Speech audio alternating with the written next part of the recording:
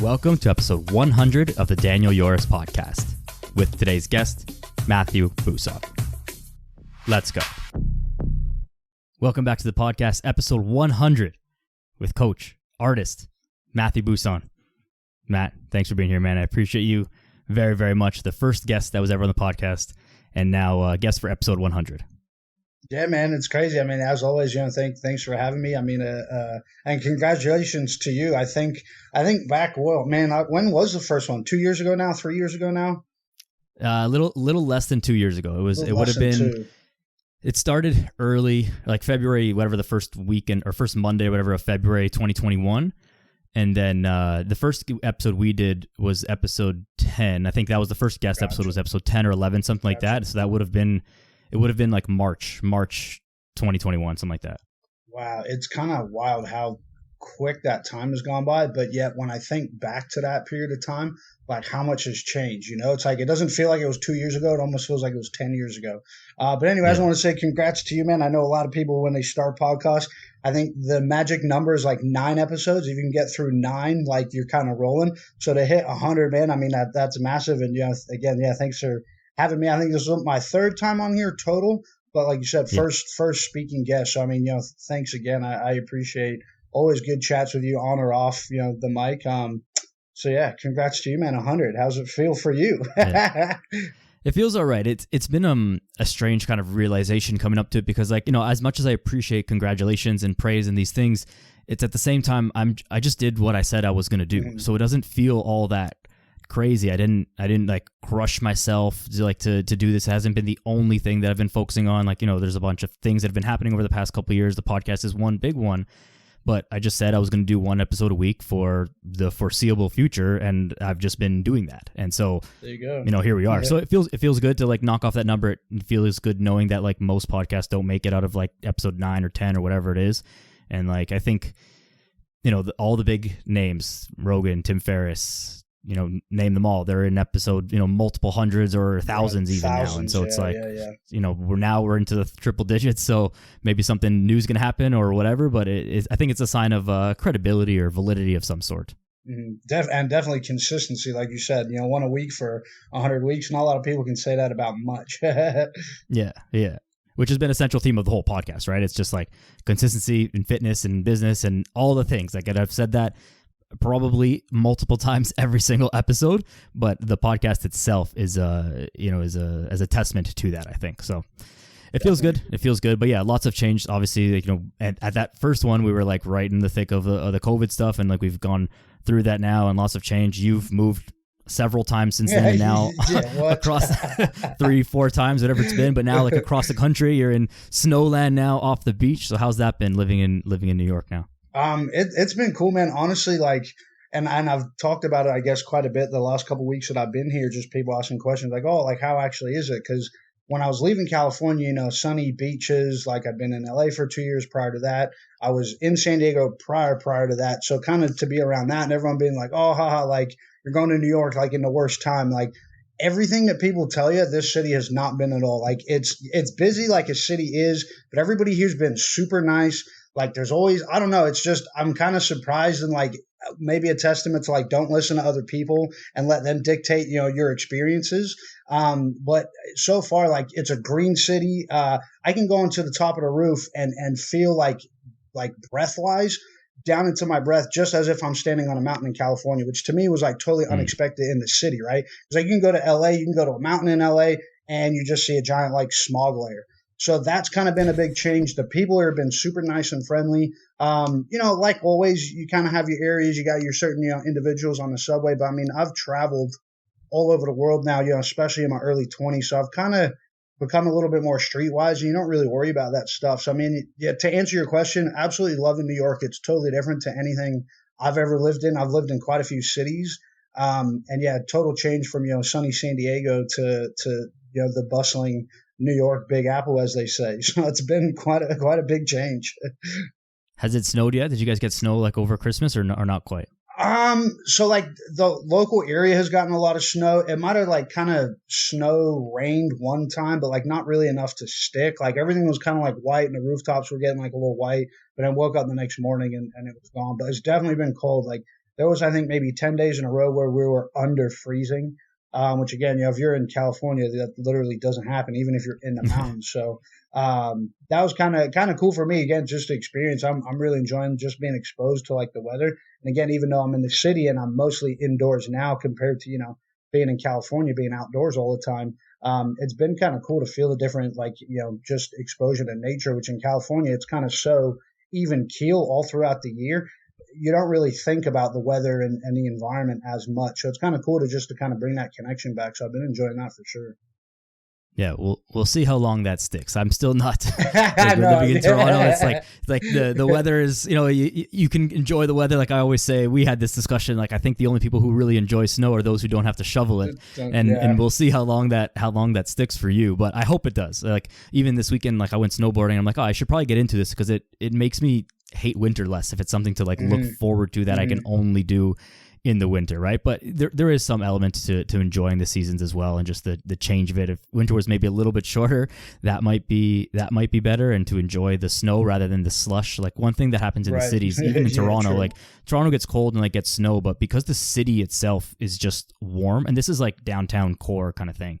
The city is just warmer than like the suburbs, like where I live. So the snow doesn't really stick on the ground. And I would imagine New York is the same. It'll snow, but it'll just melt because, there's people walking and cars driving and stuff happening that the snow doesn't really stick. So you've got to probably go out of the city to really experience that. But, it'll come. You'll have all those experiences. Yeah, definitely. And I think like north, they've been having crazy snowstorms, like in Buffalo and that kind of area. So hopefully maybe, I don't know, we'll see. We'll see what happens in January. Everyone keeps telling me it's going to snow in January. So I'm like, well, it's January now. Let's see what happens. Yeah. Let's see it.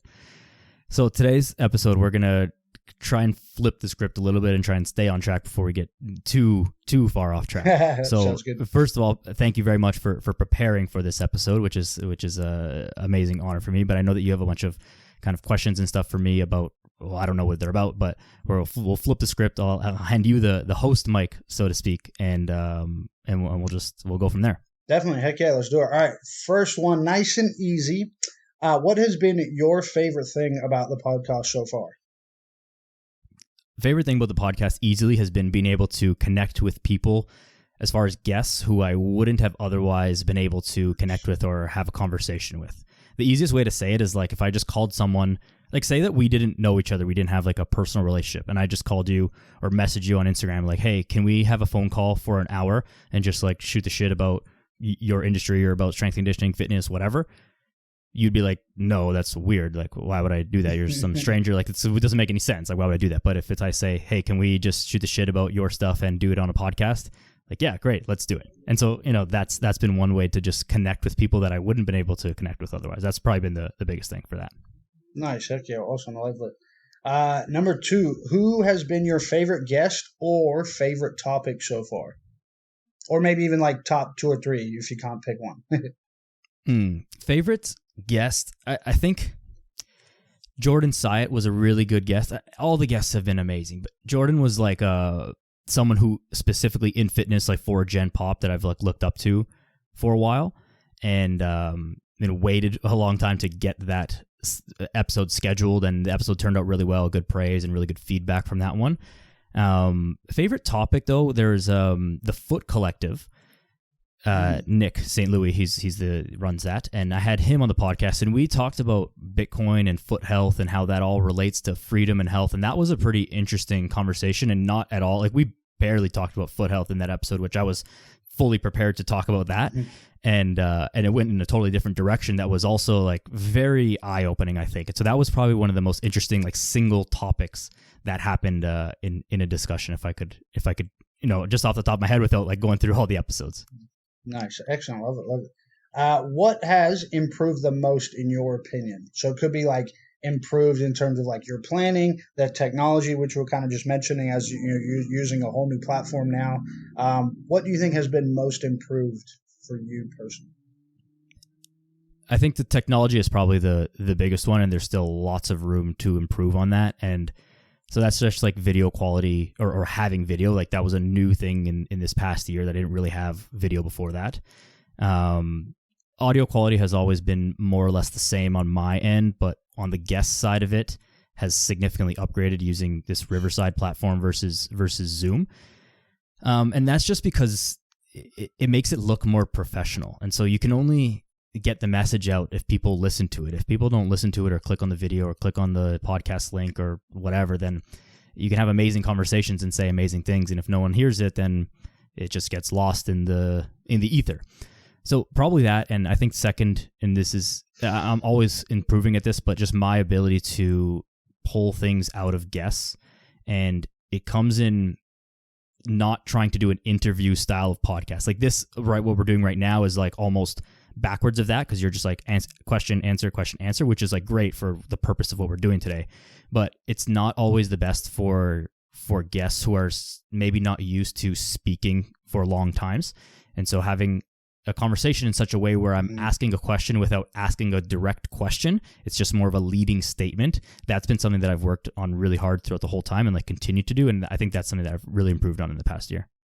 Awesome. I think that's probably one of the hardest things. As you know, when I started my first pod, I think 1 or 2 episodes, and I'm just like, nah, this is not for me, almost for that specific reason. Because I was like, wow, I can talk a lot for days and on tangents, but I really found quick I couldn't do it on the other end. So, and I think listening to them, we've been able to, as a listener, see that like progression come a lot.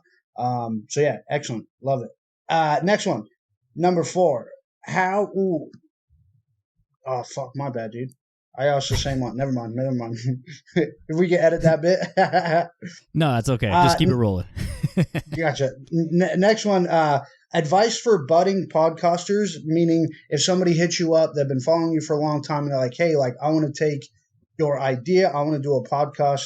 What would the advice be, or what would you go back in time and tell yourself? I would tell them to upgrade the quality of the production as much as they can within their budget as soon as possible. And that means, and it starts with audio. Like when I started the podcast, or before I even published the first episode, there was like 3 weeks to a month of testing spots in my room, the setup of the room, the mic, the settings of the mic, and like how to just do how to speak into the mic. Like I practiced so much just recording, just gibberish, talking into the mic so that I don't like hit the mic with my face, breathe into the mic, all these kind of things, because the number one platform for listening to podcasts is audio still. YouTube is big, but it's not as big as just purely someone in their headphones. So if you don't have good audio and you have like a sick video, but your audio is all weird, it's not good. So you need to have top quality audio, and it's really not that hard. This mic that I have is like $100, and I have like blankets and stuff around my room, and it's just about guess and check. It doesn't require all that much money or fancy equipment. If you can have like a proper studio and like a sick camera and all that setup, then better, but that gets expensive very quickly. So the number one thing I would say is upgrade the quality of the production as soon as possible and spend the extra time to learn it, because it does take a little bit of time up front, but then after that, it's just set it up. Once I figured out how to like use this mic and set it up properly for me and my room and all this stuff, then it's the same every single time. So I don't have to do that every single time. So upgrade quality as fast as possible, and then that, and just stay consistent. That's it. Ooh, here's one, maybe on a flip side. What has been your least favorite thing, if anything at all? You might have been like, no, I absolutely love it. But maybe in terms of like making it, planning it, creating it, keeping guests, to schedule, keeping, maybe they forget, something that's been your least favorite. Probably just like what you said at the end there, the admin side of it is reaching out to guests, following up with guests. And it's weird to say that, because that's what I want to do, is talk to people, but the effort or the work, and not that it's hard work, but it's just busy work of messaging people, following up with them. Can we do this time? Oh no, okay, we said 5 p.m. but wrong time zone, so it can't be 5 p.m. It has to be 2 p.m. or whatever that stuff is. Or something comes up last minute, I schedule my day around, and something comes up and okay, we can't do it today, so we've got to do it next week. And then it's just the scheduling of it that I think is really the most difficult or like tedious part, but it's not that bad, so I wouldn't say that I hate it.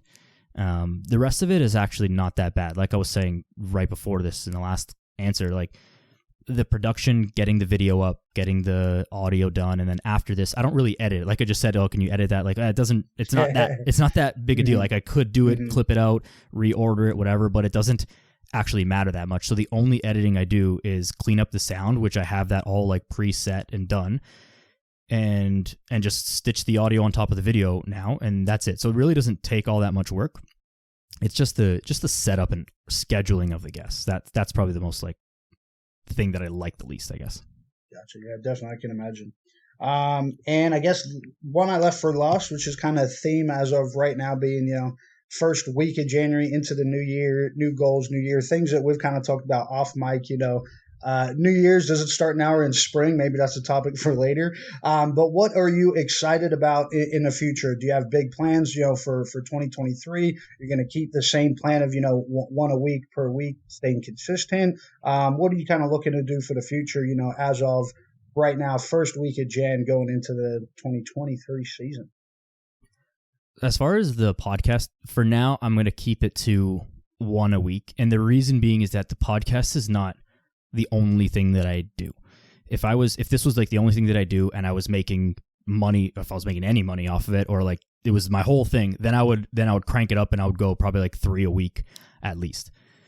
But because it's not the only thing that I do, it doesn't really make sense for me to spend that much time on it. And because this is just a long-term, like forever thing, I'm not trying to get rich or be the biggest podcast ever in the next 6 weeks. That doesn't seem like a reasonable thing. So it's just about keeping it consistent. I do want to continue to upgrade the whole production quality, and like a bigger goal would be having a proper studio and being able to have some in-person episodes with people who are in and around the area. I think, having people fly people in to here, like that's several years away, but maybe not.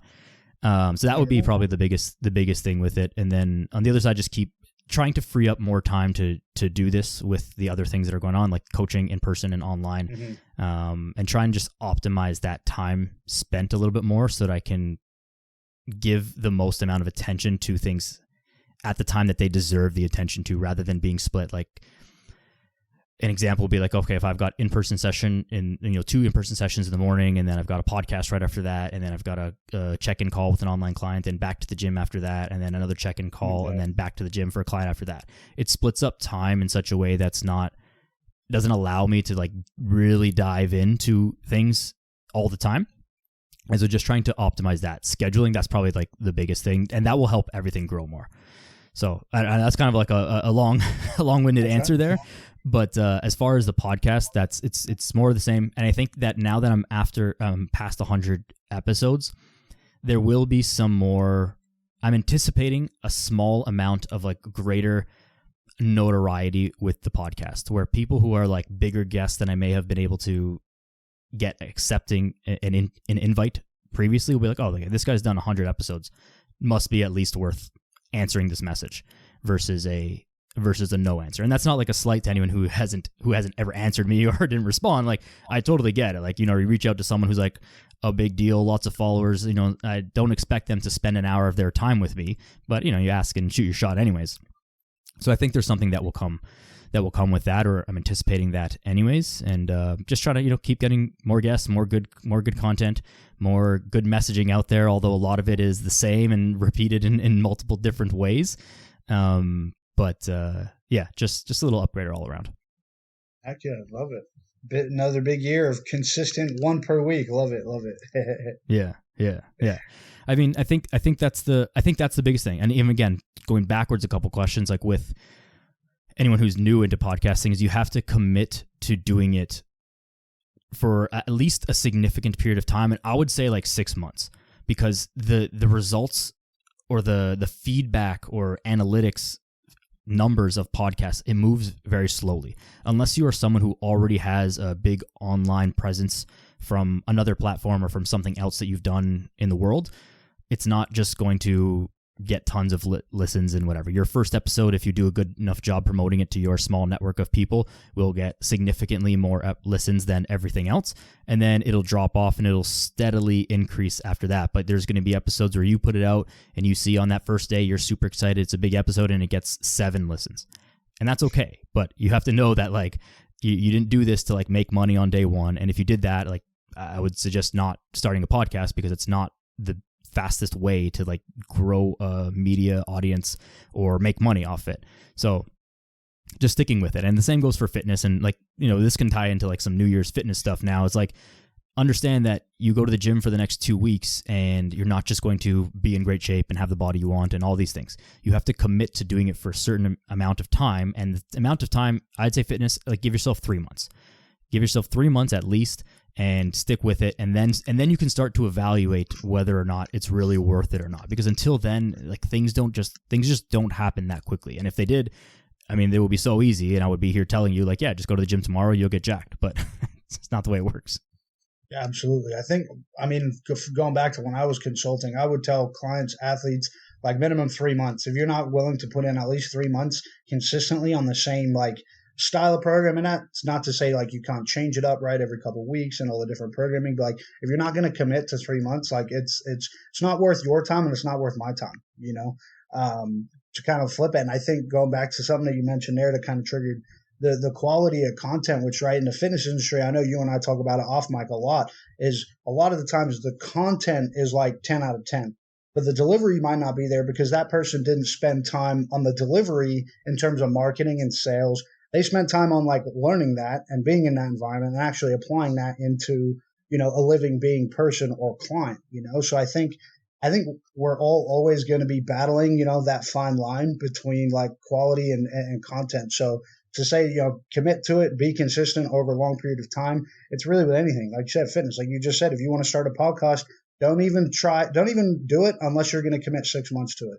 And I think when people kind of look at things in the long term like that, it's really going to change a lot of, what you get motivated for in the short term, right? Because it's going to burn out. Like, do you really want to do this in another year, 2, 3 years? If the answer is no, then I kind of feel like, well, why even start it now? Go find something else that is going to be what you want to do. If I would have said like, oh, I need to be making money off this, or I need to hit this many downloads or whatever in 10 episodes, or I wouldn't have made it past 10 episodes because it's just not there, and it wouldn't have happened. So you have to just be like, oh, this is just a thing that I do, and whatever happens, and understand that it just takes a long time, and you can continue to iterate and improve as you go.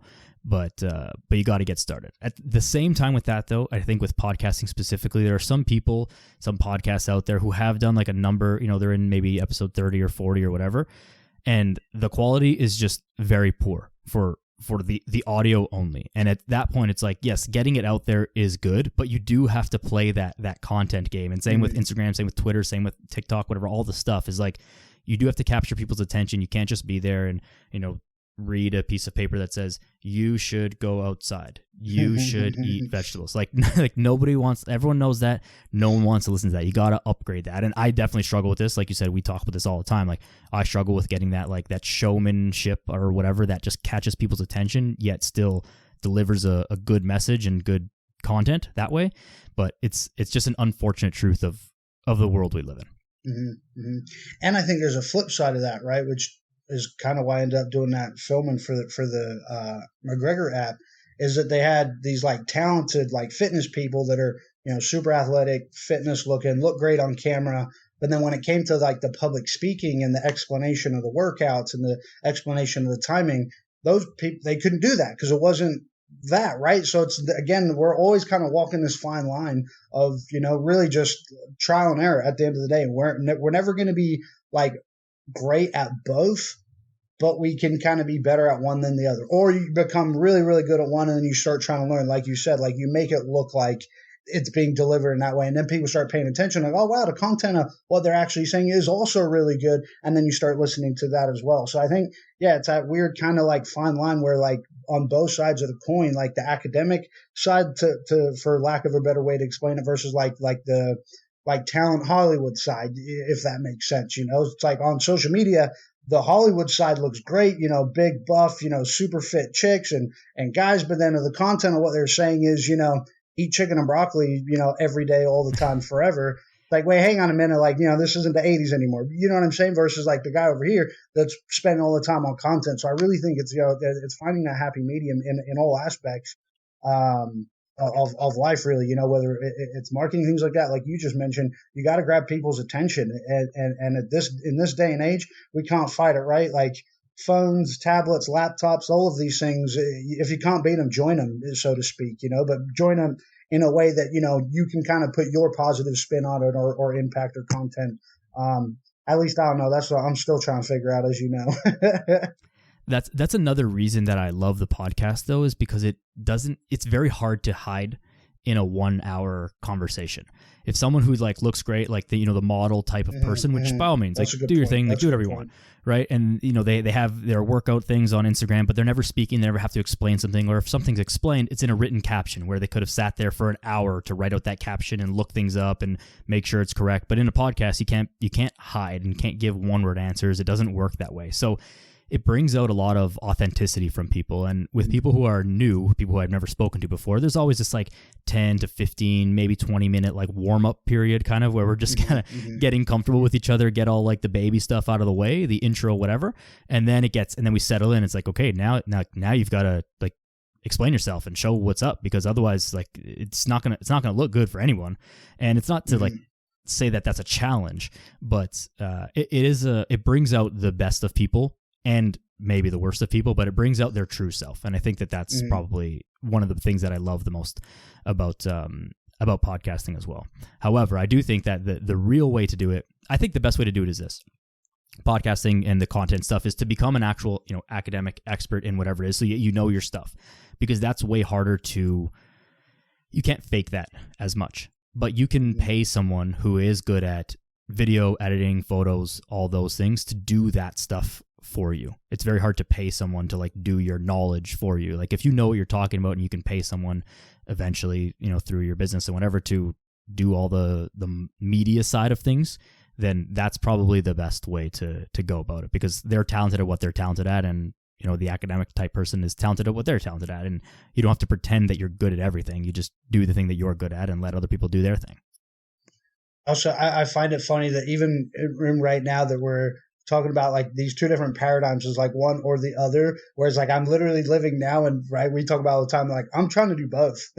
Right, like I'm constantly at this war of like art versus science versus art, like obviously, and you listen to any of the old podcasts, anything like that, any of the stuff like I used to do, even now that I'm saying that out loud, right, it's kind of weird to think about, but for that 12 years, like focusing on nothing but like the academic content, and now just going complete 180 degrees and being like, well, I could pay somebody to create the media content, this, that, or the other, but in paying that somebody and getting them to do it, are they really going to then be able to, I guess, create and portray exactly what I'm envisioning? And I guess that's where now we start teetering into the artist or the art side of things, or the creativity, right? Like anybody can play football, but how you play football is what's going to get you remembered, right? Like there's certain players, and not to pick football, but whatever sport, right? There's a couple that we could probably mention, and across the board, everybody's going to know who we're talking about, right? Michael Jordan, Pele, Ronaldo. It doesn't matter what sport, people know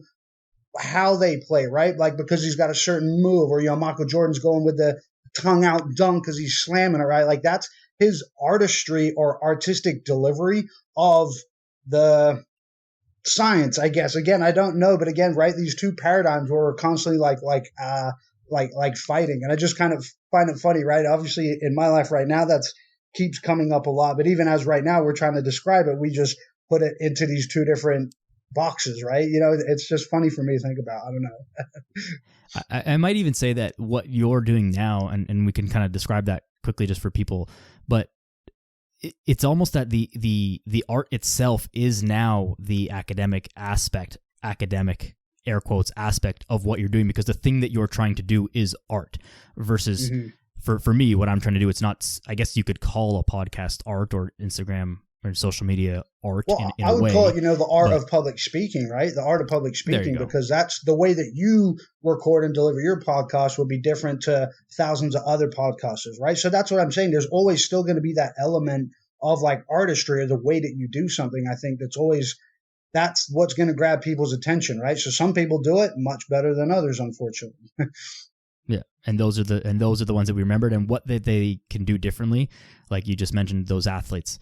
If you think about skill for skill, if Michael Jordan, and I'm no basketball buff, so nobody call me out on this, but like skill for skill, was Michael Jordan better at dribbling than every other basketball player, or better at layups, or better at whatever technical aspect of basketball? Is he probably one of the best in all of those things? Yes. Is he the best in all of them? No, but the way he puts it together, and this certain way he does it, and it's just just happens to be better. He just understands the game better. We use these words. He has this vision, and it's like we use these words that don't really mean anything tangible, but it's just the way he does it, and that's the art of it, right? It's like when everyone, the World Cup just ended. I see it differently because I played soccer at a somewhat high level, but it's like when Messi gets the ball, things are just happening differently. What he's doing, I don't know. He's just running faster, touching the ball in a different way. It's like it's not anything technically different, but he's making different things happen, and that's the beautiful blending of it. And I bet he wouldn't even be able to explain it either. It's just how he does it. Yes, scouts, what they call it, like the X factor, the it factor. Like they got it. Like the yin versus the yang. I don't know what to call it. Yeah. Tell us a little bit about, because last time we were on here, we were talking about architecture and building cities and design, and that's still art and different designs or in different ways. And now obviously a lot has changed since that. But like, give us a little bit of the update of like the art side of things and what you're working on now and focusing on. And I can flip that like 2023 resolution goals back on you here. Heck yeah, I love it. So yeah, last time I think it was maybe like mid-year, June, July-ish. I was heavy into training for Project Heroes at the time, and I had already known for a few months, like tail end of my quote unquote like fitness career or coaching career, high performance. Like I'd already kind of left that a couple years prior. Obviously, the pandemic and things like that totally changed. Got into a lot more consulting. Architecture for me has always been in the back of my mind. Design's always been in the back of my mind. I think I might have mentioned on that podcast just my mom versus my dad, two totally different like. This paradigm that we're speaking right now, I guess, in manifestation, my dad is a very, very hard worker. And, so that's kind of why I went down the academic pathway versus my mom, dancer, design. My brother is a musician and one of the most phenomenal musicians like in Australian history. So I've kind of always been this like black sheep of the family to these like really high performing like artists. And I've always felt like the black sheep, especially because I went and did the science thing. So at the time, because I knew I was getting towards like tail end of fitness career, and I'm like, I don't want to do that anymore. I want to do something else. Health is always going to be the presiding factor of anything that I do, right? That's why I got into coaching in the first place. It's why I started training in the first place. I was a super, out of shape, overweight kid in the beginning. A teenager, I knew I didn't want to be like that. Got into training, that got into all of that kind of sports stuff. And so that's why I always thought architecture for me is going to be important in the way that we live, in the environments that we live in. So I was at this point in time so lost that I was thinking about getting more student loans and going back to university for God knows why. Just as, maybe a reference, if you're thinking about doing that for the second time, you're pretty much at your rock bottom. And so few months, fast forward, end up getting another job in sales, fitness sales, right? Which I think for me was like the tail end of like this full circle in my fitness career, something that I had struggled with as a coach myself, is like the sales and the marketing, all of that, doing that for a short period of time, but absolutely crushing it and kind of seeing like, wow, like, again, I could do this for the rest of my life and earn a bunch of money. And, I'm really good at this, and I'm good at the sales and the speaking now and the this and that. And I'm like, but I absolutely hate every day of my life. Like I can't do it. Fast forward another couple weeks, my fiance, newly engaged, she got offered opportunity to come to New York, and we were both just like, screw it. And I said, well, if I'm going to New York, I'm going to be an artist.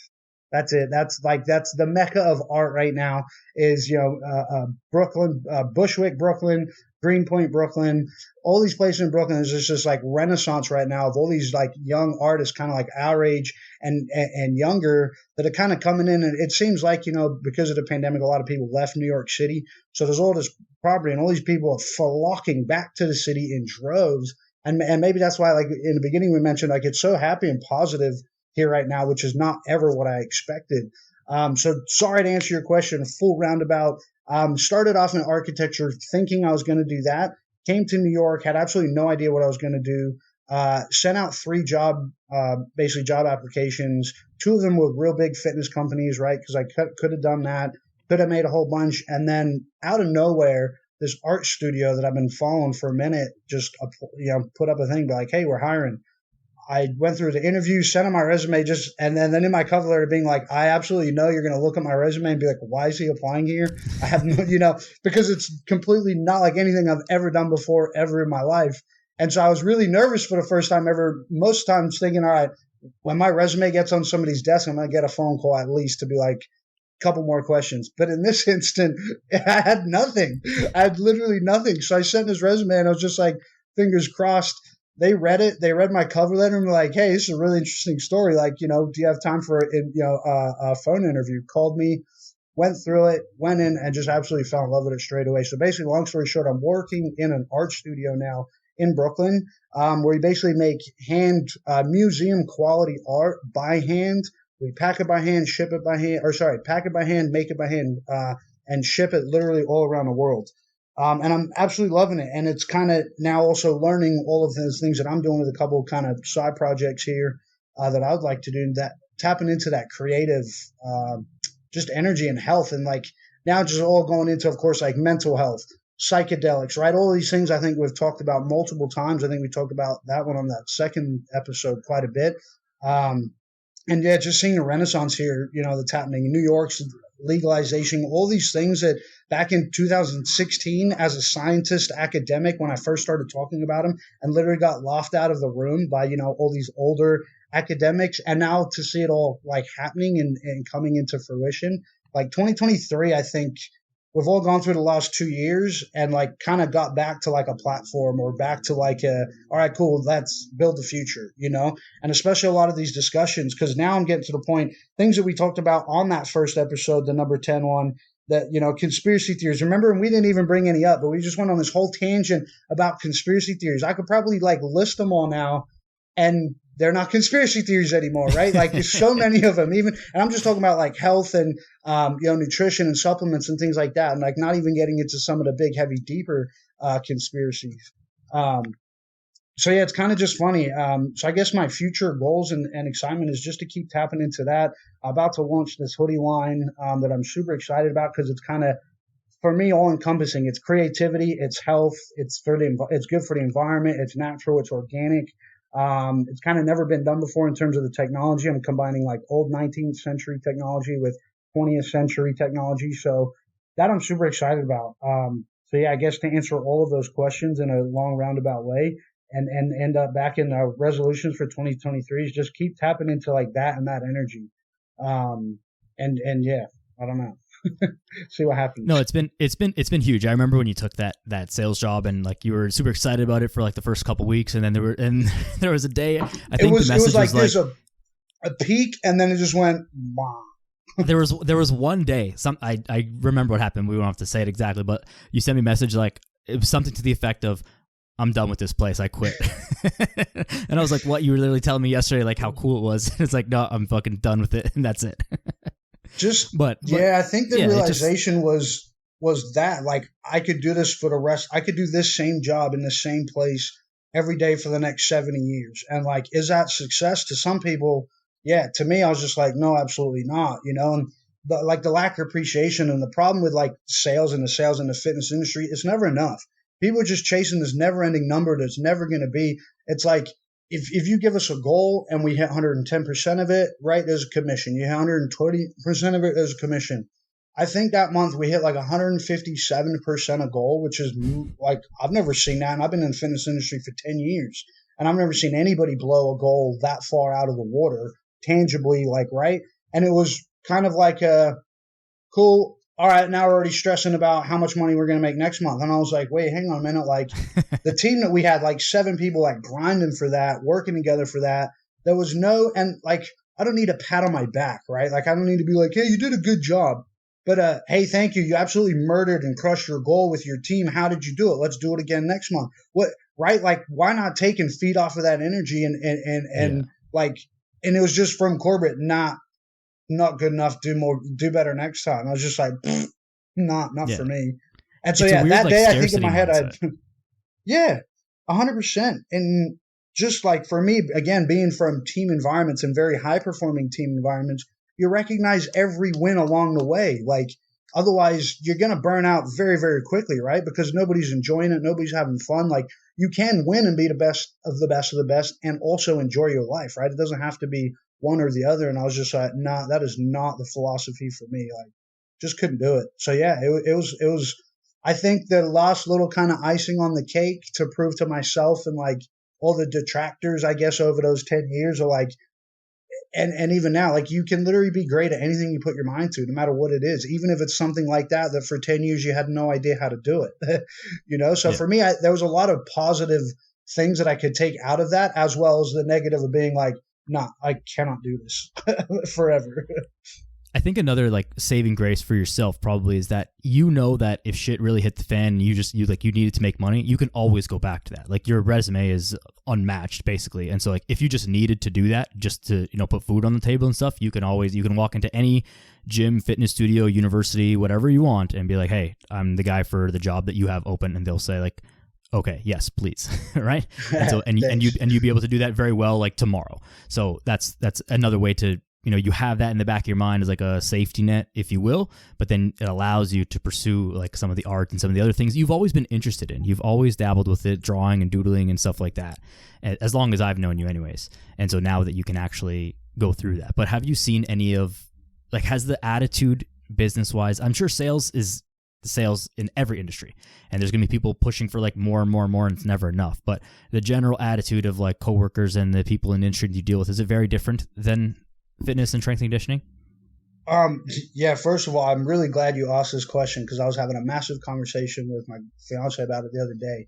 It could not be any further from being different. Like it just cannot, right? And I also know this, I guess in a little bit of context for people that are listening, have no idea what I'm talking about. I came from an environment for 12 years, like NFL, UFC, rugby, right? Like the most, I don't lack for a better term, like masculine, ego-based, right? Like it's physical violence on a daily basis in a controlled way. And I'm not saying that, because a lot of these guys are like psychos or a lot of them are bad people, but it's just very polarizing, right? Because it's such an extreme small percentage of people like live like that every day. Now being in this environment, like it's total opposite. Everybody's like, not to say that they're positive, they do complain a lot more, but everybody's a lot more caring about other people. Everybody's more just tuned in to like whereas like in that ego athlete base, especially maybe because the tail end of my career was dealing with UFC fighters, it's them and only them exist on the whole face of the existence of Earth, right? And right, to even in a gym full of them, there's always one that thinks they are the one, right? Like no matter how many like alpha dogs or whoever you want to say, they all think they're that. There is one like almost absolute. So kind of It's the exact opposite polar. It couldn't be any different, right? And so, yeah, I think for me, for the first couple of weeks, it was like a culture shock. It was like I'm people are saying hi and good morning and, making eye contact. I'm like, this is kind of weird. Like, not, guys like, staunching around the gym, like trying to get ready for a fight or, they're weight cutting and, hate the world because they've had, not enough calories and all of this. So yeah, it's totally different. And I think again, just like I mentioned with my resume, right? Like you even said, and thank you, I super appreciate it. If I needed to, I could send it to any gym like in the local area, probably get a call back. But for me, for this, it's like clean slate. It's like talk about I don't know, a spiritually what they call it, like a dark night of the soul type event. Like I'm flat one. Nobody cares who I am. As long as I show up, I do my job, and me being me with my attitude, I want to show up, do my job. I want to crush my job, and I want to make everybody around me happier and laugh while I'm doing it. And whereas before, like even in the first episode, if you would have asked me, I wouldn't have said that. I'm like, I want to be the best in the world. I want to be around people that want to be the best in the world.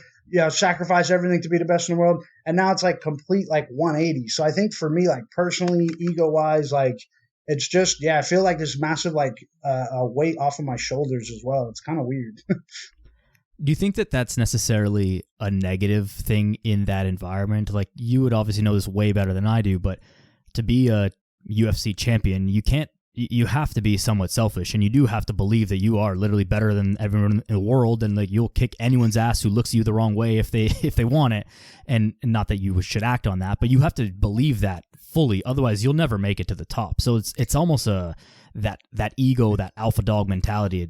It's got to be necessary to some extent in that profession. It's not maybe a good way to live your life, but to do that thing, it is part of it. And I think that's what's hard. I think a lot of these guys, they do it, and then that does become their life, right? Like they build up this character so to speak, in the media that they're portraying. But it's like, is that really who that person is? And I think a lot of athletes get tied up in that. I know in the consulting I did with the NFL, the NFL, I don't know if it's the exact same for every single team, but they have basically like a director of player personnel or something like that. And their job is basically when these guys retire and like have to assimilate like back into society. It's almost like with veteran army, military guys coming back home Wow. and going back in.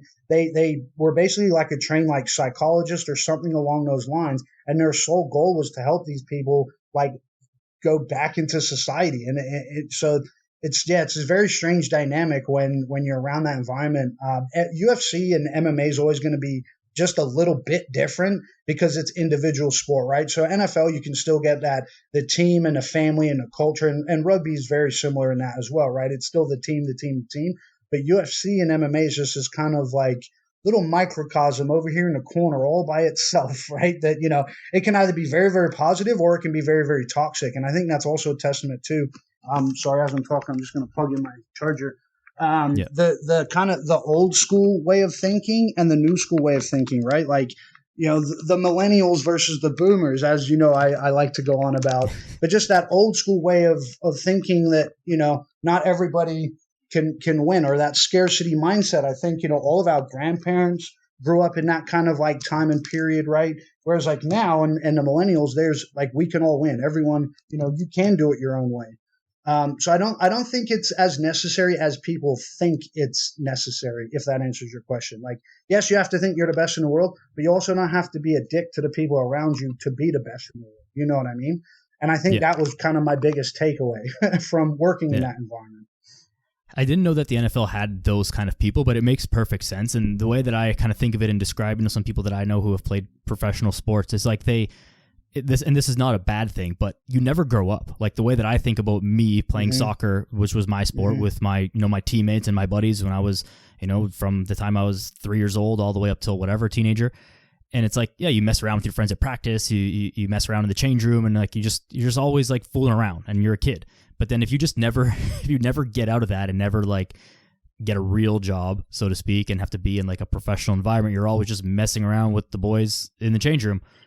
Like that sounds weird, but you know what I mean. You know what I mean? You're messing around with your buddies all around, and you're just playing sports and hanging out and having fun. Like, why would you have to integrate into regular society? And then we've probably talked about this before, but like football players smashing their heads against each other, MMA fighters getting kicked in the head for a living. Like, we can't expect these people to just be normal because what they do is absolutely not normal. And so it doesn't excuse their behavior, but it does somewhat explain it. And that's a whole separate conversation into like CTE and all that stuff, which we don't have to really get into. I think we've harped on that before, but but maybe the other thing with art is that it's not as competitive in that there's not a winner. When you put out a piece of art, I guess there's competitions of some sort, but you're not winning a game or a championship or something like that. So there's not that, like, there's enough room for everyone to be successful. I say it's definitely true in the sense of like, I mean, unless you're in like a specific art competition, there's nothing like to win. But I would also say the then harder part of that is that you have to win everybody's attention, like for a sport game, right? Like it's a team versus another team. In sports, in art, it's you versus everyone else, always, all of the time, right? So it's like some people will find one artist that they really like, or that artist has like 100 different pieces and a whole bunch of people like just one piece. So I think it's harder, and it's almost, in a sense, more competitive because you're competing with everything all of the time. And I think it's a lot harder, and something that I'm struggling with is, right, going from that attitude of like, you don't care what people like say about it, or, as a coach and a high performance coach, like I'm going to tell you what I think or feel or scientifically believe, and you can take it or leave it.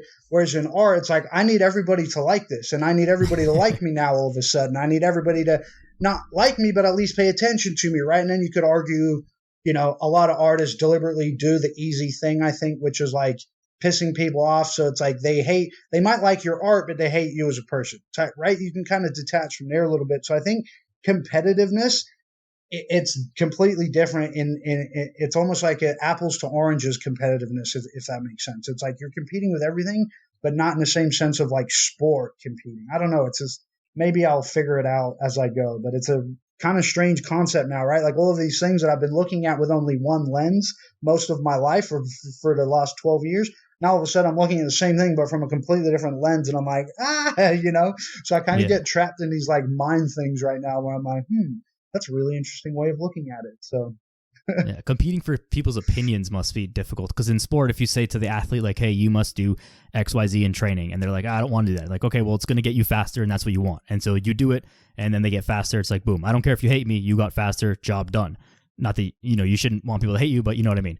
In art, it's like, well, if I'm going to do this, I want to do it my way. Well, people don't like that way. Well, too bad. I'm going to do it my way. It's like, well, then no one will buy it, and no one will see it. And they're like, that's the only thing that matters is kind of other people's opinions. So you have to try and, I would imagine, you have to try and maintain your individuality and your personality and not pander to the audience or the reception too much, but at the same time you have to give the people what they want. I think I've watched like this documentary series about Picasso, and he was very controversial, and I may be just butchering this if I'm off, but he was very controversial in the things that he did were like outside of the rules.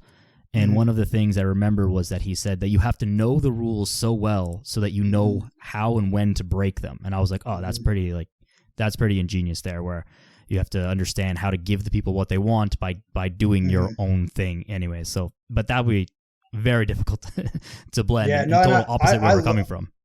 I love that. And I guess that's also now with what I'm trying to do, and, artistically deliver all this scientific health stuff I've learned over the last 12 years, right? Like, cause you know me, and I think we first connected with one of the online courses, right? So it's like I've done online courses, like tutorials, like all of this stuff where it's like I always felt like I had a burden to like teach other people this or to spread this information, where it's like now trying to learn both of those things, right? Is to deliver something that I can be, happy with and have integrity with, that's also going to be delivered in a way that's creative. It's going to grab attention. It's going to, like, people are going to want to rep it, right? It's like if you put out a t-shirt, it's got to look dope or nobody's going to want to buy it, no matter how like cool the content is. You know what I mean? It's this kind of fine line that we're constantly battling with.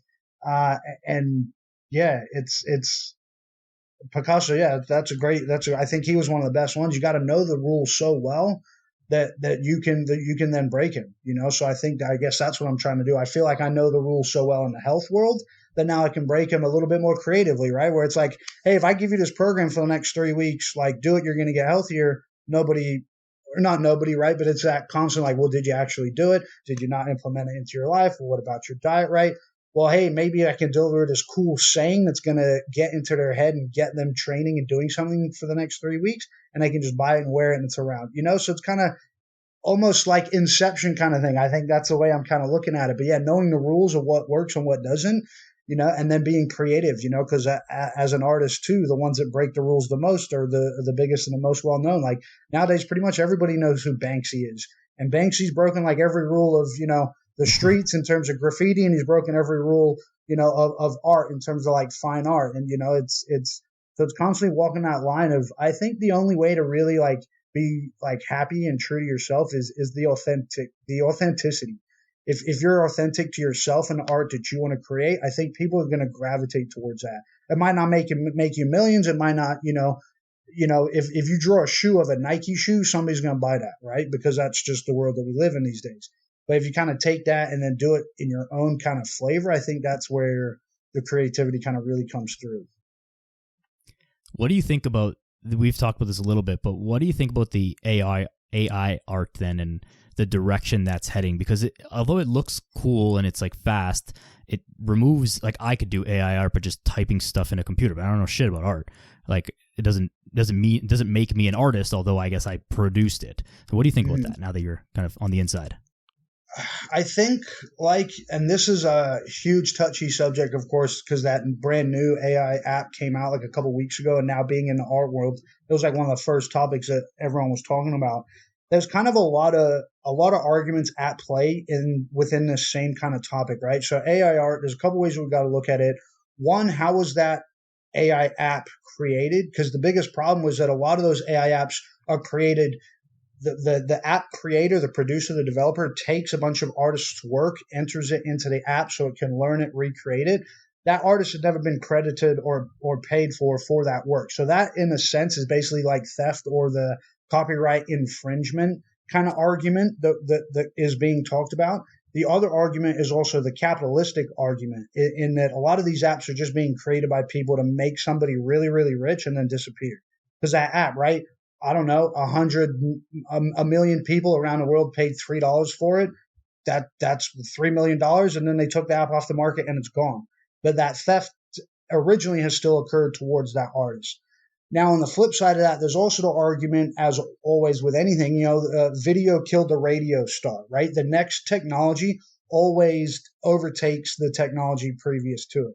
In this sense, I think, as with anything, right, like we have access to all this technology. You're able to create a high quality, professional quality podcast using an app. That's AI that's built it or some component to it. So there's a lot of arguments to be made about AI art in terms of like helping somebody convey an idea.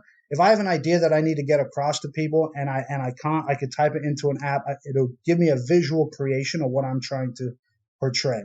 I feel like if you're using that in a very transparent way and saying, hey, I created all these images behind here from this AI app for the purpose of this, right? Like if you're storyboarding or pitching an idea, you haven't yet created that work in the first place to get greenlit to create that work. You know what I mean? So I feel like there's this kind of constant like chicken or the egg when it comes to technology. And this is any technology, even with AI, that people that are so attached to the old technology are going to hate it no matter what.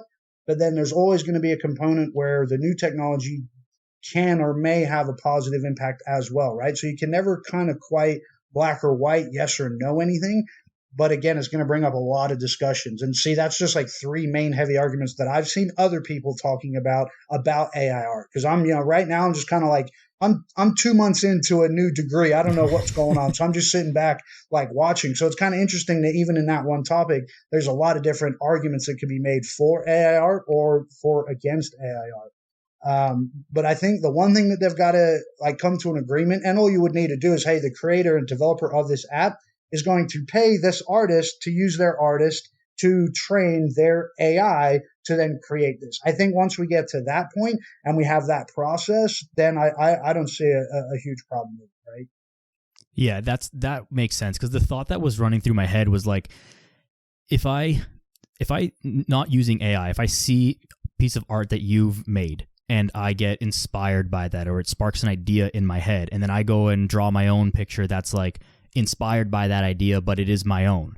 Is that really theft, or is that inspiration? And inspiration has always been around, and I'm not sure that it's illegal. But I guess if you're directly using, artist Joe Smith's art to train your AI app, and then all of the app or all the art from that app is then derived from Joe Smith's art, then that is different because you've used his art as a training tool for your AI. But then I guess maybe the way around that is like, well, we didn't use just Joe Smith's. We used 5,000 artists from around the world to train our thing. Mm-hmm. And then the thing puts out its own version of it. So maybe one way artists could capitalize on it is, you'd obviously need some tech person on your team to do this, but like you create your own AI app so that people can create art in your and image. And a lot of them are, sorry to interrupt. Yeah, I think a lot of them are starting to do that now. They're creating their own apps. It was kind of also starting to take off a lot more, like with the NFT, digital AI art, which I don't know. I know you mentioned Bitcoin.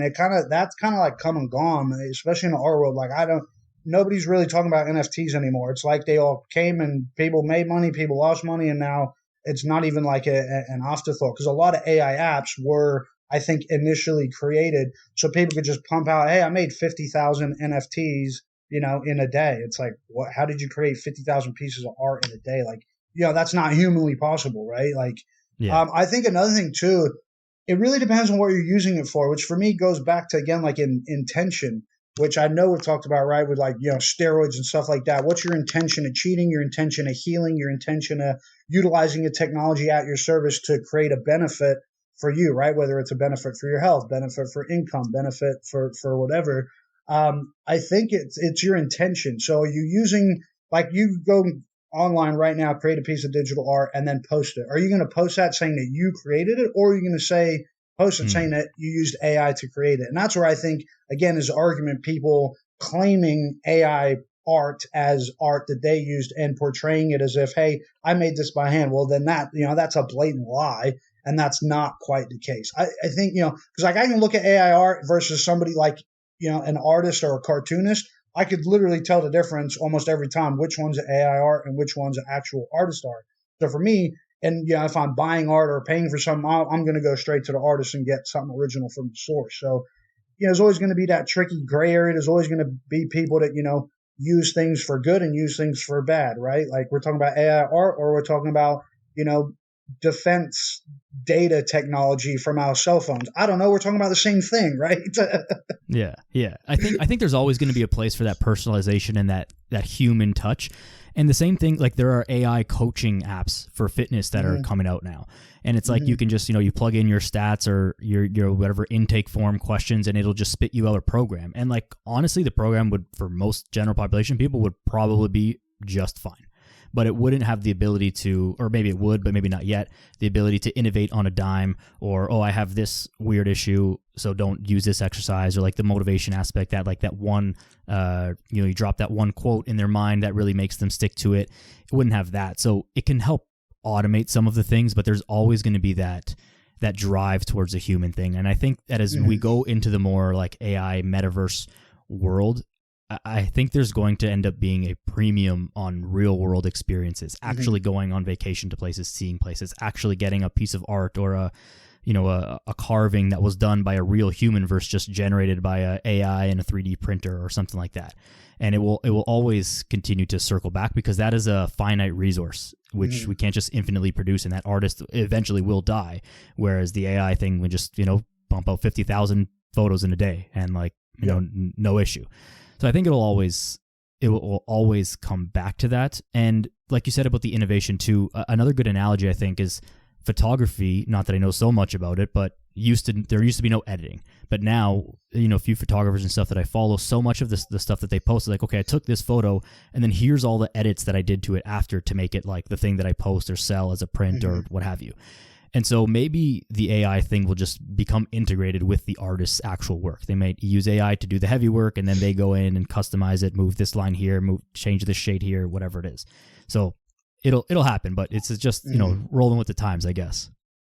That's it. I think that's always the, technology. You're either going to be super against it or you're going to be open to aspects of it. I don't think, as humans, we always tend to absolutely love all of everything, and then we also love to absolutely hate all of everything. When there's always going to be that little bit of both. It's like I wouldn't be able to produce half of the things I could now without having an app, on my phone that didn't exist 10 years ago. But that's why cool.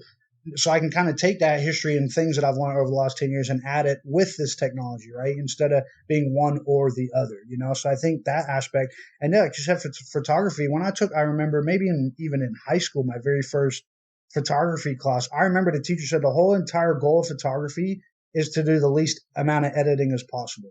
The best photographer is the one that can point a camera, have all the, adjustments and lighting and settings already done, take the picture, and then that's it, leave it. Whereas like now, it's almost the exact opposite, right? Like we want it to be so fantastical and creative and all of that. So, time and a place, but I think that's cool, right? Think of like a little kid that, doesn't have access to anything. Well, hey, if they've got a phone, they could literally teach themselves anything. So there's a positive way that technology or that AI is going to inspire, So again, there's always going to be, I think, an argument for both. It's never going to be black or white in any situation. If you can't beat them, join them, like you said earlier, right? You can try and ignore the technology and ignore all the stuff, and it's like that will work until it becomes fully integrated and just normalized in our society, and then you'll be left behind. And that's just the unfortunate truth of it. And I think that crosses all industries, and same as strength and conditioning, right? Like you had this issue a lot where just like these old guys that are in the thing that are running the programs, and they just do stuff the old way because that's the way they've always done it. When those guys are out of their job, like that way of doing things is done. Like you don't need to be doing Oklahoma drills with 9-year-olds. Like that's just not, it's not how you make good football players. Or 100%, 100%. And I think, it's that again, that like, just to manifest it into something, I keep saying like the millennials versus the boomers, because I don't know what else to call it, but it's like that attitude, right? Like this kind of old school, we're just, traditional, we're doing it that way because that's the way I've always done it, versus like this new school, like millennial, and in that sales job I had, I worked with a young girl, she's maybe like 23, 24, and she kind of gave me some really unique perspectives because she said a couple of things and I'm like, wow, yeah, because again, the millennials, like she can feel it, hear it, they're listening to the same media that we are. And she's like, yeah, imagining thinking that your mental health is less important than a job. Silly boomers. And then she walked away and I was like, yeah, damn straight. That's exactly what that is. Like that's what boomers did, right? And that strength and conditioning, right? If you're not willing to volunteer for 80 hours a week for years on end at a big D1 college program, you're probably not ever going to get a professional job. It's like, wait, hang on a minute. Maybe that's not the best way to foster the next generation of great coaches. Like maybe that's toxic and it's not healthy and it's not a good environment to be in. Like what a strange thought that might be, like that old, out with the old, in with the new, or I don't know. It's just a fun, very funny concept. And I think especially over the last 2 years, it's become really polarizing now, that like old versus new, old technology versus new technology. And just, I don't know, trying to figure out. A thought that comes to mind from something that someone said to me yesterday or the day before was that the quote is, it's easier to fool someone than it is to convince them that they've been fooled. And so I think like this goes like with that kind of old school mentality of like the person who was convinced that you've got to grind 80 hours a week to be in this S&C job and whatever. It's like they've been fooled, they've been sold that message. And then someone, a young buck comes in and like, hey, you don't have to do this. Like there's a better way to do this. Like, no, I can't. There's no way. This is the only way, right? And so it's very hard to change people's minds. And especially when you're trying to change it for the positive, right? It's very difficult to convince someone that the things that they've been doing that they have believed for many years are correct are no longer correct, or that there is a better way to do it. But that's where the art of coaching, I think, comes in a lot. Yeah, absolutely. And I think now, and other people that have kind of left one career for another, seeing that difference, like, because that was one of your questions you asked me earlier, and now just thinking about it. So going from that environment, right, where it's like you have to work 80 hours a week, you got to grind if you're not there early. Like if you even needed a day off, you're going to get ridiculed for it, right? And you don't take days off. There's no, hey, boss, man, I'm real tired. I'm feeling it. Like I just, like, okay, a lot of people are going to do that and take advantage of it. And like, I get that. But in that environment, everybody's trying to be the best in the world. We're all at the highest level. We're all trying to, right? You would imagine everyone's there for a reason because they want to be. Whereas like now I'm in an environment where like, hey, you would I have a health day a month if I need it.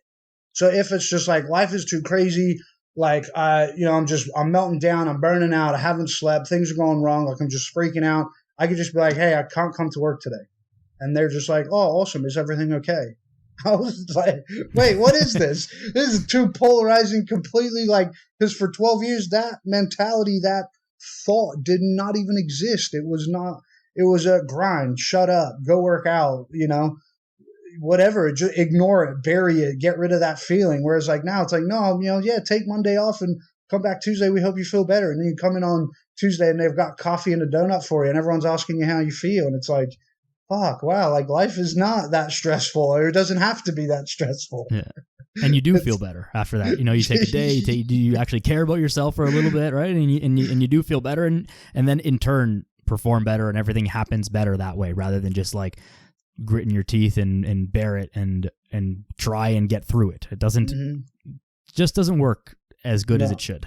Absolutely. And especially now as I'm getting older, getting to be mid-30s here, it's like I can't do what I did in my early 20s, just that grind through it, ignore it. Like now really kind of coming again full circle in even my coaching career. Now it's like all my time, energy, effort is on like rest and recovery.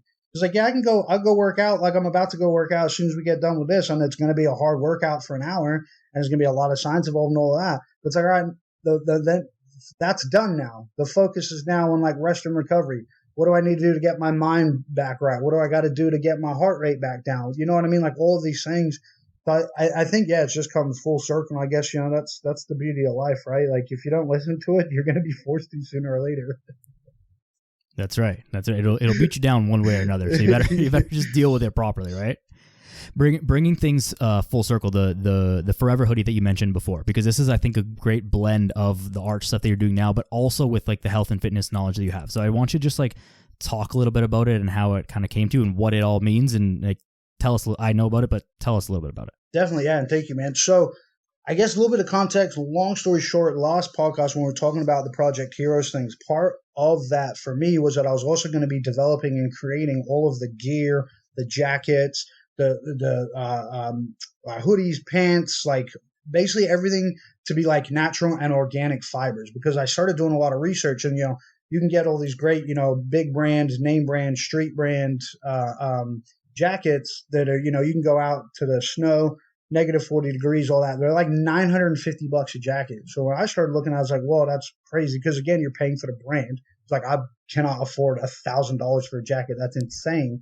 So I started looking into manufacturing, basically for the sole purpose of finding the equivalent jacket, but hopefully with better, more natural materials, right? Because through my research and kind of looking into all of this, I found that a lot of manufacturing, a lot of clothing produced now, it's all with plastics, right? Plastics. It's produced with plastics. It's turned into polyester. It's a mix, right? All of this kind of all encompassing, basically, like, where did it come from? And going back into the conspiracy theories that I started talking about on 2 years ago in our first podcast, in terms of like child slave labor camps and different things like that, and these big brands like Nike, Adidas getting in the spotlight, for a lot of the negative things, and always kind of getting swept under the rug. So I've always in the back of my mind kind of had this idea of like clothing or something, and knowing exactly where it came from, knowing like what it is, what the fiber is, how the fibers were produced, how they were farmed, how it was factoried, how it was manufactured, so you could kind of know every step of the way. And so 12 months later, here we are down the track. I've basically done essentially that. And so long story short, created a hoodie. Hoodie is going to be kind of the first staple product, and I think will always be my favorite thing, because you can never have a good enough hoodie, or you can never have too many hoodies. And once you get that one hoodie, you'll keep it for like 10 years. Like one of my favorite hoodies, I've had it forever. And so it's 100% organic, 100% plastic free. I can trace it all the way back to exactly where that cotton was produced, all 100% raw materials in the USA. So it's the top 1% of the highest quality cotton made. It's got certifications all the way through the supply chain, which is super unique. It took me a long time to find a manufacturer like this. And then what I'm also going to be doing, what I'm super excited about, is in the creativity design, is going to be basically hand printing the prints on it. And so I'll be making that using 9th century and 14th century printing techniques, where basically wood cut and now lino, which is like a type of rubber. So you basically have to like hand carve every stamp essentially. I'm going to be using algae ink. So again, 100% organic, natural resources. So because in a lot of inks these days, it's all, again, coming from plastics. The problem with plastics are everywhere. So it's going to be 100% traceable, 100% handmade, 100% organic, and one of one. So I'm going to make one hoodie like printed one way. Might have different quote, different graphic, different picture, and then you'll never see it again. So it's all going to be 100% like hands-on, handmade. I'm really excited about it. And then also on the flip side of that, there's also going to be like a built-in like online community for a lot of that health stuff as well. So I can kind of keep tapping into like that coaching, teaching, working out, kind of having that community, but now having that actual product of what I believe it will be the world's first hoodie like it. 100% algae ink, 100% organic, and handmade, hand printed. So yeah, I'm super, super pumped about it. It's going to be kind of under the banner of my new company I started called 6 Cents, which will kind of be more kind of tied into, as you know, with a lot of my coaching stuff from athletes. And the athletes with the it factor are the ones that I believe with that 6 cents, with that little bit extra, which I think everybody can create a 6 cents, ordinary people doing extraordinary things. And it'll start with this hoodie, and then I'm hoping to kind of, sell that and use that and raise money to build this into something that's kind of pretty cool and pretty unique as well. So yeah, hopefully that answered your question. I know it's long. Definitely does. Definitely does. No, I'm super excited for it. The other thing is like on the very, nitty gritty health side of stuff is everything in our environment is killing us. The quality of the air, the water, all this stuff, and even our clothes, the soaps that we use, Plastics. The stuff that our clothes are made out of, like it seeps, it's touching your skin all the time, like 24/7, unless you spend a significant portion of your day naked. It's touching your skin, bed sheets, everything. And like this stuff is getting into you. Your skin is porous. And so they do disrupt our hormone systems and all of the things. Like it doesn't take very much digging to understand that. And so here's another full circle point. Sorry to interrupt on exactly what you're saying, right? This used to be a conspiracy theory. Remember in 2018, it was a conspiracy theory that quote unquote, everything was killing us. All these microtoxins, right? We know about it through MMA and Coach Cal talking about all the hormone disruptors looking at the MMA fighters and making sure that they could make their weight and different things like that. In 2016, 17, 18, this was a quote unquote conspiracy. Now, jump on Google and you can find a million articles. It's a common known thing. Yeah. Like what are our clothes being made with? What, our skin is the largest organ in our body. It's being touched by something all of the time. So yeah, I guess for me that full circle comes back in tapping back into that. So it's kind of a little bit of science, a little bit of health, and a lot of bit of art. Yeah, being on the leading edge of these things, like things get called conspiracies before they get proven true, or until the person who's holding that fake truth, gets out of the way. Like one thing that Charles Poliquin always said, the late great strength coach, he always said that if he had waited for the research to catch up to the things that he learned in the gym, he would have been like 4 Olympic cycles behind. And what a shame that would have been. So some stuff, it just works and we just know it to be true. How does it work? We don't necessarily know all the mechanisms of why it works. Acupuncture is probably like a great example. Does acupuncture work for every single person? No. Has it been around for thousands of years and like it has a track record of thousands of years of efficacy? Yes. So do we know how it works? It doesn't necessarily matter, but it does help you in some ways for some people. So understanding that, like, yeah, we maybe don't have a way to prove all these stuff. Maybe, wearing a regular t-shirt is not going to kill you tomorrow, but times your whole life, like, we don't know. We are the science experiment here because we're all participating in this, wearing these clothes. And that's not just clothes. It's the soaps, it's the food, it's the water, it's the air, it's the car, it's everything else. And we've never done this before because these things are all relatively new. So we haven't really gone through a full generation of experiencing this, and we're going to see. But maybe in the meantime, we can just switch back to the way things used to be, which we were pretty good for all that time. 100%. And I think, yeah, so for now, for me, kind of taking that like health approach is like microplastics and plastics is a major thing that we can kind of focus on. And so creating a product that is 100% plastic free was super important to me, and all the way down to the ink. And then that's why, again, throughout his research, I was like, wow, even all this ink is created with plastic, And the unfortunate thing is a lot of the fashion, big fashion brands, if people don't buy it, it's just ending up in dumps, in the Atacama Desert, in Chile, in the beaches of Ghana. There's just, millions of, and they're not going to degrade because it's made with plastic. The fibers in the t-shirts and the clothes are plastic. So now they're even finding, I think I read a study the other day. It was talking about they're finding microplastics like up in really high snowy mountainous regions. Because, how there's I don't know if you do know, but there's a giant area in the Pacific Ocean where basically all the rubbish is gone to. And so all the microplastics and the small, like microscopic fibers are getting picked up into the wind and the air and also traveling around. And then they're being caught against this like mountainside. So it's like way out, there isn't a city for hundreds of miles. There should be no plastic in this region. And scientists are now finding microplastics in the mountains. So it's just like it's gone from conspiracy to like something that like I feel like we should be concerned about. And I'm not even bringing up climate change or anything like that. Like plastic is an issue. I don't care in terms of like the weather, but plastics, we know it's going to be nothing but more trouble down the road. So hopefully we can change the world one hoodie at a time. One hoodie at a time. And I think the one-of-one aspect of them is super cool as well, just from a design, from an art perspective. People do love to rep brands and stand for something with the clothing that they wear. It is part of our personality, the same as a hairstyle, whatever other stuff you have, right? It's part of who you are. So knowing that you have one hoodie you're the only one in the world who has that hoodie in that way that was made by a human, not just factory printed, and there's like 1,000 hoodies or, 50,000 hoodies of that. I think that that's something special too that I think that a lot of people will like. I'm excited for it for one, and I'm not even like really a clothes or art guy, but I am excited for it because of all the things that come behind it and it stands for. So when can we expect them to be? I know there's like a lot of steps involved, but like when can we expect that to be ready? So website's coming out. I'm hoping to kind of tailor get it released around the same time as this pod, but we'll see. Because I think now in the fact that I'm in this whole kind of like art and creativity space, I'm really kind of slowing down and taking my time with things, and not like in the fitness world, it was like content, right? Like I can do a face point to shoot video right now in 10 minutes and then it's out there for the world and it's done. I don't have to think about it. I can go straight on to the next thing. And I think I did that for a long time, right? Like I stopped and started a lot of these projects I started a podcast. Nah, didn't do it. Started this. Whereas like this, I really want to kind of take my time. So definitely within the next like month, the website will be ready. Sample orders, you can reach out to me right now. No, you got a sample one coming.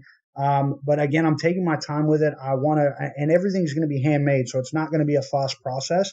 And I think that's also going to be a kind of different token, the way to market this. It's not going to be like, buy it now, get it next week. Because buy it now, I need to make it and create it, and you might get it in, hopefully a month or two from now. Obviously, once I do this a little more and I can purchase more of them wholesale up front, I can kind of speed that process up. But also because of the fact that it's all going to be, limited edition one of ones, I really want to kind of take my time with it as well. So hopefully in the next couple of weeks here, we'll be full live.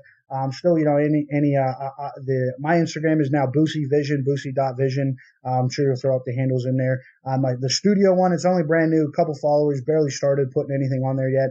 It is 6.studio. So 6, the number 6, IXTH. So kind of a little play on words there, the number 6 and the word 6, which will also kind of come into the philosophy as the brand kind of expands and develops. I know you've kind of seen and heard a few things, but can't give everybody everything up front. That's right.